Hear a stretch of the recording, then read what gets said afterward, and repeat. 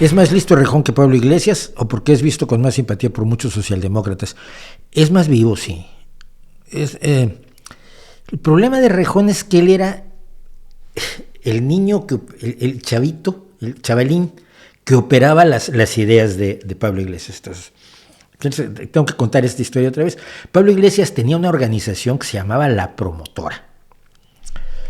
Y La Promotora era una organización de profesores de izquierda en la Complutense, que convencieron a los alumnos a que crearan la organización Contrapoder, que era una organización de los jóvenes de izquierda, de oposición, pero que hacían lo que les decían Monedero y Pablo Iglesias y demás.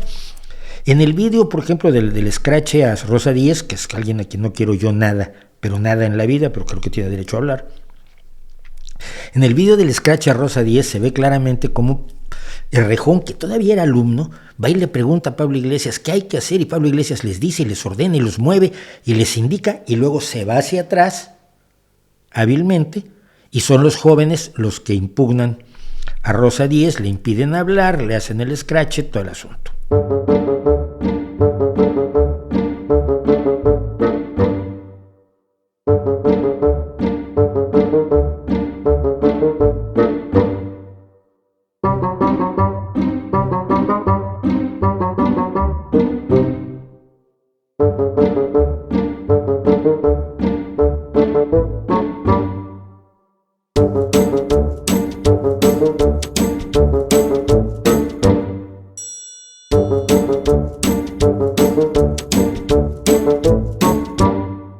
Con esa misma, cuando se lanzó Contrapoder, Errejón tuvo la gloriosa idea, con dos de sus compañeros o tres, de tomar la cafetería de la Complutense, ¿no? Presentamos con esta acción la Asociación Universitaria Contrapoder. Hemos decidido presentarla como lo estamos haciendo por dos razones.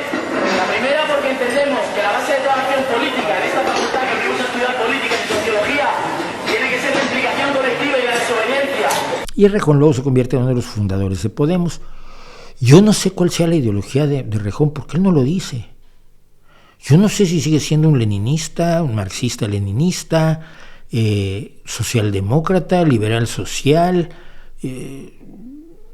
neoliberal, libertariano de ultraderecha. No dice nada.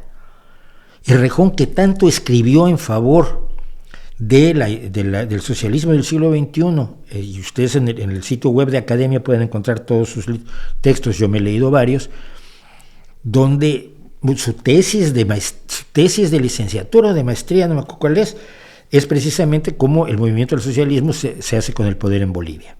Entonces yo no veo a nadie que haya sido tan feliz con el socialismo del siglo XXI aplicado en América Latina. No lo veo como socialdemócrata. A lo mejor se convirtió, pero no lo creo. Yo creo que, y esto es lo que más me preocupa, no lo puedo asegurar, pero la impresión que me da es que más que nada ha abandonado la ideología en favor de algunas cuantas ideas así que son guay para poder estar en el poder, alcanzar el poder y sobre todo vivir sin trabajar. Probablemente estoy equivocado.